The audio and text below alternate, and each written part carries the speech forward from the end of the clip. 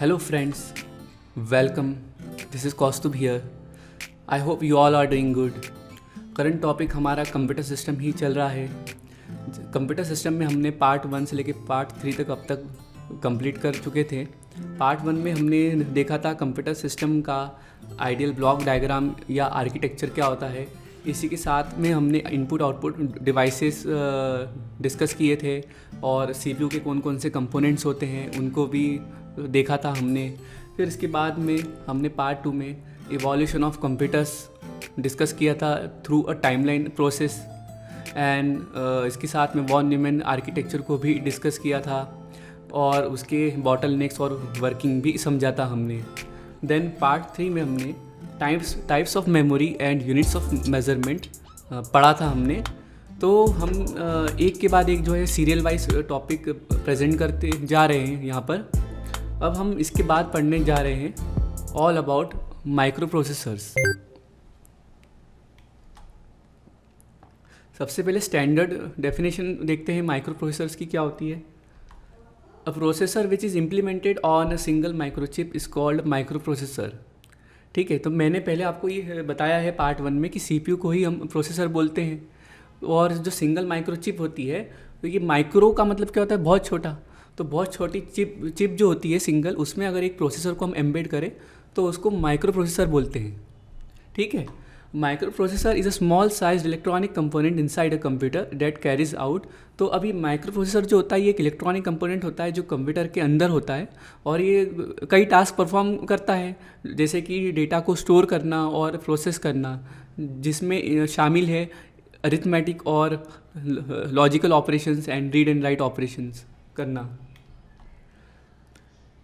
A microprocessor is built over an IC comprising millions of small components like resistors, transistors and diodes. मैंने पहले आपको ये बताया है कि एक या एक से अधिक माइक्रो चिप्स, मतलब जो माइक्रो चिप्स होती है उनका अगर अपन उनको मिलाते हैं तो आईसीज बनते हैं, मतलब इंटीग्रेटेड सर्किट्स बनते हैं. और यही इंटीग्रेटेड सर्किट जो होते हैं ये आपका मदरबोर्ड बनाते हैं या प्रोसेसर बनाते हैं. और इसमें कई सारे इलेक्ट्रॉनिक कंपोनेंट्स को हम यूज़ करते हैं, यानी कि एम्बेड करते हैं, जिनमें रेजिस्टर्स, ट्रांजिस्टर्स और डायोड्स भी होते हैं. Micro processors have evolved over time with decreasing in cost and physical size. तो इनकी जो डेवलपमेंट होता जा रहा है जैसे जैसे माइक्रो प्रोसेसर्स का, इसी के साथ में उनकी साइज़ भी कम होती जा रही है. तो मतलब पोर्टेबल होते जा रहे हैं और कॉस्ट भी कम होती जा रही है, चीपर रेट में अभी अवेलेबल हैं, but with an increase in processing capability.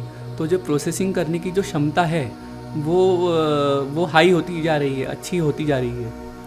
So microprocessors are capable of processing millions of instructions per milliseconds due to their high processing capability.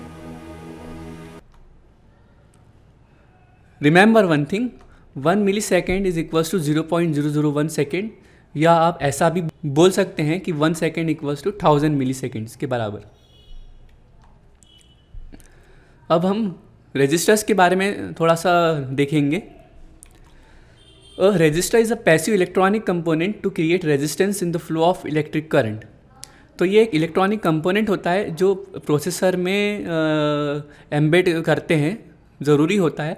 तो रेजिस्टेंस का मतलब क्या होता है, अपोज करना. तो इलेक्ट्रिक करंट के फ्लो को ये अपोज करता है.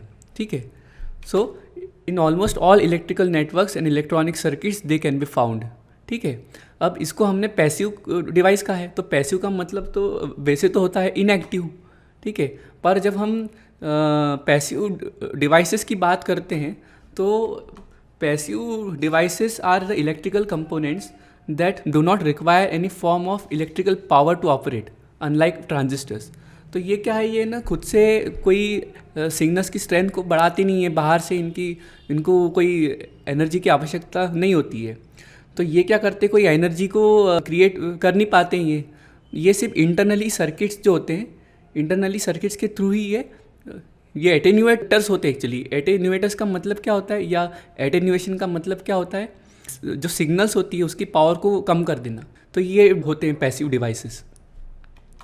इन electronic circuits resistors are used to reduce current flow को कम करने के लिए, adjust signals levels, to divide voltages, bias active elements, to terminate transmission lines. ठीक है, ये इनके यूजेस होते हैं। अब हम ट्रांजिस्टर के बारे में देखेंगे। ट्रांजिस्टर हमको पता है बहुत ही इम्पॉर्टेंट सेमीकंडक्टर डिवाइस है ये, और किस मदरबोर्ड के डेवलपमेंट के लिए भी। So a transistor is a semiconductor device used to amplify or switch electronic signals and electrical power. अब यहाँ पे ट्रांजिस्टर का जो इम्पोर्टेंस है वो एम्पलीफिकेशन की वजह से है। सो एम्पलीफिकेशन क्या होता है? एम्पलीफिकेशन एक प्रोसेस होती है जिसमें सिग्नल्स की स्ट्रेंथ को बढ़ाया जाता है किसी इलेक्ट्रिकल इक्विपमेंट के थ्रू। So amplification means to increase the strength of signals using electrical equipment. It's a kind of current booster. ठीक है, मतलब करंट को बूस्ट करने जैसा होता है, एक तरीके से करंट को बूस्ट करता है ये। एग्जाम्पल इसका hearing aids. Hearing aids perfect example है ट्रांजिस्टर के मैकेनिज्म का, मतलब जिसमें transistor as a mechanism use होता है। तो इसमें आप देख रहे होंगे कि ये जो हियरिंग एड्स होता है इसमें प्लास्टिक का कैबिनेट होता है, और इस प्लास्टिक का कैबिनेट जो बनता है इसी के अंदर माइक्रोफोन होता है और एम्पलीफायर होता है और स्पीकर होता है। तो क्या होता है कि माइक्रोफोन जो होता है वो जो वॉइस होता है उसको एज ए इनपुट वो लेता है माइक्रोफोन, और ट्रांजिस्टर फिर क्या करता है, जो अंदर होता है वो उस साउंड को एम्पलीफाई करता है। तो जिसकी वजह से एम्पलीफाई करने की वजह से उस साउंड की जो इंटेंसिटी होती है वो इंक्रीज़ हो जाती है। तो वो जो है स्पीकर के थ्रू फिर उस बड़े हुए जो साउंड होता है, हायर इंटेंसिटी ऑफ जो साउंड होता है, उसको जो पर्सन को सुनाई देता है इन अ मोर क्लियरर एंड लाउडर वे में। तो ये मैकेनिज्म होता है ट्रांजिस्टर का हियरिंग एड्स में। Transistor is made from silicon an element which normally does not conduct electricity. ठीक है, पहले मैंने आपको ये बताया कि सिलिकॉन एक ऐसा एलिमेंट है जो नॉर्मली इलेक्ट्रिसिटी कंडक्ट नहीं करता है ये। ठीक है, और सेमीकंडक्टर मटेरियल्स क्या होते हैं, हमने पहले पढ़ा था पार्ट 1 में। सेमीकंडक्टर मटेरियल ऐसे मटेरियल होते हैं जिनकी जो कंडक्टिविटी होती है वो कंडक्टर और इंसुलेटर्स के बीच में होती है। तो कंडक्टर्स मतलब क्या, जैसे कि मेटेलिक कॉपर, या इंसुलेटर मतलब ग्लास। तो ये जो सेमीकंडक्टर डिवाइसेस होते हैं या जो मटेरियल्स होते हैं, इनकी जो रेजिस्टेंस होती है वो गिरने लगती है या कम होने लगती है अगर आप टेम्परेचर बढ़ाते हो तो, और ये जस्ट अपोजिट है मेटल्स के केस में। ठीक है, अगर हम जो है सिलिकॉन में या जर्मेनियम में ऐसे जो डिवाइस है जो जनरली इलेक्ट्रिसिटी कंडक्ट नहीं करते हैं, इनमें कुछ इम्प्योरिटीज़ को मिला दिया जाए तो इनकी कंडक्टिविटी को बढ़ाया जा सकता है। ये कैसे होता है? ये डोपिंग की प्रोसेस से होता है। तो डोपिंग एक प्रोसेस होती है जो इसमें यूज़ होती है। So a process where impurities are mixed it can be made to act more like a conductor. So इसमें इम्प्योरिटीज़ को कुछ मिक्स कर देते हैं तो उनकी जो कंडक्टिविटी है वो इंक्रीज़ हो जाती है, मतलब एज अ कंडक्टर बिहेव करने लगते हैं वो। सो ये दो टाइप से होता है। एक तो होता है एन टाइप जिसमें फॉस्फोरस और आर्सेनिक को मिलाते हैं, और या फिर पी टाइप बोरॉन और गैलियम। अब इसमें एन टाइप में जो फॉस्फोरस और आर्सेनिक है ये जनरली इलेक्ट्रॉन रिच होते हैं, तो ये इलेक्ट्रॉन डोनर का काम करते हैं। और पी टाइप में बोरॉन और गैलियम जो है वो जनरली इलेक्ट्रॉन डिफिशिएंट होते हैं, तो वो इलेक्ट्रॉन एक्सेप्टर का काम करते हैं, इलेक्ट्रॉन को एक्सेप्ट करते हैं। Transistor as a switch. Transistor it can be only in 2 distinct states, it can store 2 different numbers 0 and 1। अब ट्रांजिस्टर का मदरबोर्ड या प्रोसेसर में एज अ स्विच बहुत इंपॉर्टेंट रोल प्ले करता है। ये क्या होता है कि जो सर्किट होता है इंटरनली, उसके अंदर जो पावर होती है उसका ना स्टेट वो स्टोर करके रखता है 0 और 1 के फॉर्म में। तो अगर मान लो पावर ऑफ है सर्किट में, तो उसकी जो वैल्यू है वो 0 को स्टोर करके रखेगा, और अगर पावर ऑन है यानी कि उसमें करंट है तो एज अ 1 को स्टेट वो स्टोर करके रखेगा। तो ये बहुत इंपॉर्टेंट मैकेनिज्म होता है ट्रांजिस्टर का। अब हम डायोड्स के बारे में देखते हैं। Diodes are 2 terminal electronic component that conducts current primarily in one direction. It has low resistance in one direction and high in the other. Diodes convert AC voltage to DC. AC मतलब क्या हुआ? Alternating current, और DC मतलब direct current. Remember one thing, resistors and diodes are passive devices as they can neither amplify nor create signals. अभी हमने देखा था ना कि पैसिव डिवाइसेस जो है वो कोई एनर्जी जनरेट नहीं करते वो, पर वो जो एनर्जी होती है उनको स्टोर कर सकते हैं। बट पैसिव डिवाइसेस जो होते हैं वो खुद से कोई जो है एम्पलीफिकेशन मतलब सिग्नल्स को क्रिएट करना या उसको एम्पलीफाई करना वो ये सब नहीं कर सकते। वो इंटरनली जो है किसी एनर्जी को यूज़ कर लेते हैं। Now about micro processor specifications. अब ये बहुत इंपॉर्टेंट है। इससे पहले कि हम इवोल्यूशन ऑफ माइक्रो प्रोसेसर्स की टेबल को देखें, उसके पहले स्पेसिफिकेशंस पढ़ना ज़रूरी है हमको। सबसे पहले तो ये समझते हैं कि स्पेसिफिकेशन क्या होता है, स्पेसिफिकेशन का मतलब क्या होता है। तो specification means detailed information about how something is और शुड बी बिल्ट और मेड। मतलब कोई भी जो प्रोडक्ट है या वो कैसे बनना चाहिए या वो कैसे बनेगा, उसका आधार क्या होगा, वो स्पेसिफिकेशन बताता है। तो माइक्रो प्रोसेसर के क्या स्पेसिफिकेशंस होंगे? तो सबसे पहला है वर्ड साइज। वर्ड साइज में is the maximum number of bits that a micro processor can process at a time. अब हमने टाइप्स ऑफ मेमोरी वाले टॉपिक में ये पढ़ा है कि जो बिट्स क्या होते हैं, बाइनरी के फॉर्म में जो नंबर्स होते हैं 0 और 1, वो होते हैं बिट्स। और अगर हम ऐसे बिट्स की पेयरिंग कर ले, अगर मतलब 0 और 1 की फॉर्म में जो है ऐसे पेयरिंग करते जाए तो उनको वर्ड्स भी बोलते हैं हम, ठीक है।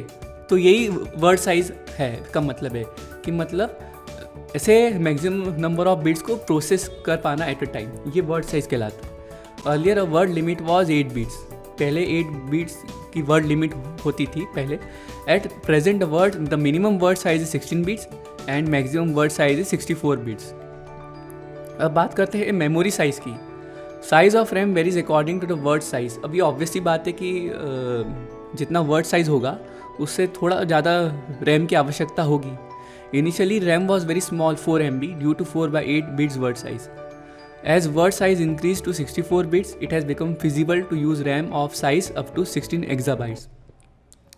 So remember one thing that 1 exabyte is equals to 1024 petabyte. अब बात करते हैं क्लॉक स्पीड की।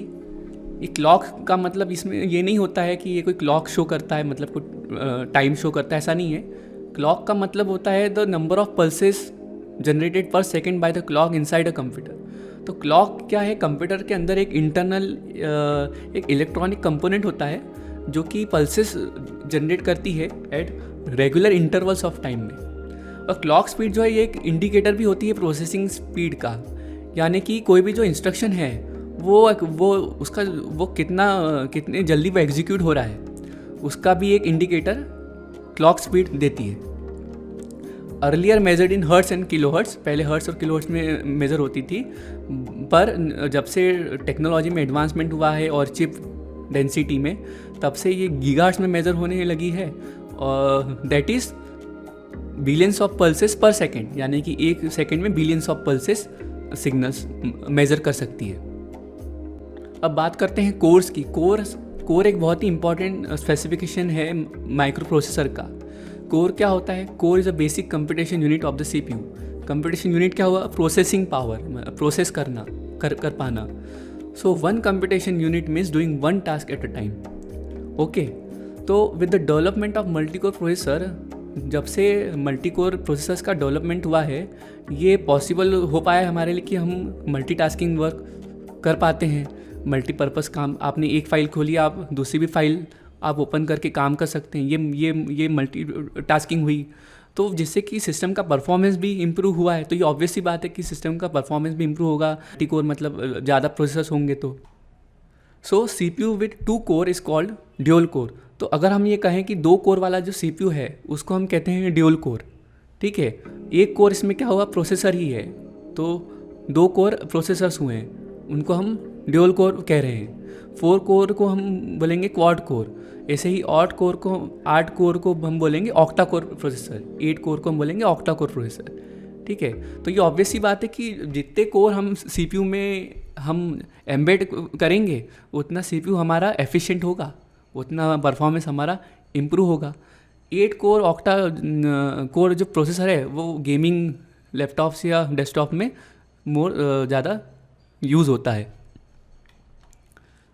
Facts: The AMD Ryzen Threadripper are the most powerful high-end desktop processors AMD has ever produced, with 64 cores, 128 threads, and an astonishing 288 MB of combined cache.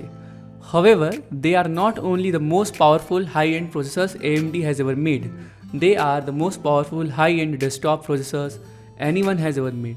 So AMD एक company है, American multinational company है ये, जो semiconductor devices बनाती है और ये बहुत टफ कॉम्पिटिटर है इंटेल के। अब हम थोड़ा सा ब्रीफ में कुछ देखते हैं चिप टाइप का टर्मिनोलॉजीज को समझते हैं, इससे पहले कि हम इवोल्यूशन ऑफ माइक्रो प्रोसेसर्स की टेबल को देखें। जैसे LSI, VLSI और SLSI। LSI मतलब लार्ज स्केल इंटीग्रेशन होता है। ये एक प्रोसेस होती है जिसमें हम सिंगल सिलिकॉन सेमीकंडक्टर माइक्रोचिप में थाउजेंड्स ऑफ ट्रांजिस्टर्स को एम्बेड करते हैं, ठीक है। और ऐसे ही होता है VLSI, very large scale integration. तो ये ऑब्वियस सी बात है कि वेरी लार्ज स्केल है ये, तो ये रिप्लेस कर देगा लार्ज स्केल इंटीग्रेशन को, जिसमें hundreds of thousands of transistors को एम्बेड करने की क्षमता होती है। फिर इसी के बाद ये रिप्लेस हो जाता है SLSI से, मतलब सुपर लार्ज स्केल इंटीग्रेशन, ठीक है। अब हम ये टेबल देखते हैं जिसमें इवोल्यूशन ऑफ माइक्रो प्रोसेसर्स के बारे में। तो generation, era, chip type, word size, maximum memory size, clock speed की बात करेंगे, कोर्स की बात करेंगे और हम एग्जाम्पल लेंगे। फर्स्ट जनरेशन में चलते हैं। एरा 1971 to 73 की बात करें तो चिप टाइप LSI आई। तो जैसे ये जो LSI हमने अभी बात की, लार्ज स्केल इंटीग्रेशन, ये फर्स्ट टू सेकंड जनरेशन में आया। वर्ड साइज थी 4/8 बीट, ठीक है। बीट्स के अभी हमने वर्ड साइज समझा था क्या होता है ना, मतलब बिट्स को प्रोसेस कर पाना। फिर मैक्सिमम मेमोरी साइज़ जो थी, मेमोरी साइज़ कितनी रही, 1 KB। Clock speed 108 kHz to 208 kHz, 200 kHz। तो हमने देखा कि क्लॉक स्पीड क्या करता है, वो जो सिग्नल्स होती है पल्सेस, उसको रेगुलर इंटरवल्स ऑफ टाइम में मेज़र करना। कोर सिंगल, सो सिंगल कोर का मतलब क्या हुआ, सिंगल टास्क करना एट अ टाइम, ठीक है। इसका एग्जांपल क्या हुआ, इंटेल 8080। ऐसे ही सेकंड जनरेशन में चले तो एरा 1974 to 78 में chip type LSI, word size 8 bit, maximum memory size 1 MB, then clock speed up to 2 MHz और कोर अभी भी सिंगल ही है। देन एग्जांपल इसके है Motorola 6800 and Intel 8085। Then third generation में हम एरा 1979 to 80 की बात करते हैं तो अब चिप टाइप में एंट्री होती है VLSI की, very large scale integration, word size 16 bit, maximum memory size 16 MB, clock speed 4 MHz to 6 MHz increase होने लगी है। कोर सिंगल ही रहेगा, एग्जांपल इंटेल 8086। फोर्थ जनरेशन में भी एरा 1981 to 95 में chip type same VLSI, then word size 32 bit, maximum memory size 4 GB, clock speed up to 133 MHz, core is obviously single, example Intel 80386। Fifth generation में आते हैं तो 1995 से लेके अब तक प्रेजेंट ईयर से बात करें तो SLSI, मतलब super large scale integration with an artificial intelligence को इंक्लूड करके ये बनता है। Word size 64 bit, maximum memory size 64 GB, clock speed 533 MHz to 34 GHz, okay, increase होती जा रही है। GHz मतलब billions of pulses per second. Core multi core processor की यहाँ एंट्री होती है फिफ्थ जनरेशन से, मल्टी टास्किंग कर पाना, multi processors, example Pentium, Celeron, Xeon, इसके ये एग्जांपल्स हैं, ठीक है। Thanks for watching this video. अगले वीडियो में हम माइक्रो कंट्रोलर्स के बारे में देखेंगे और इसी के साथ में हम अगला टॉपिक भी हमारा शुरू कर देंगे जो है encoding schemes and number systems. Thanks for watching again.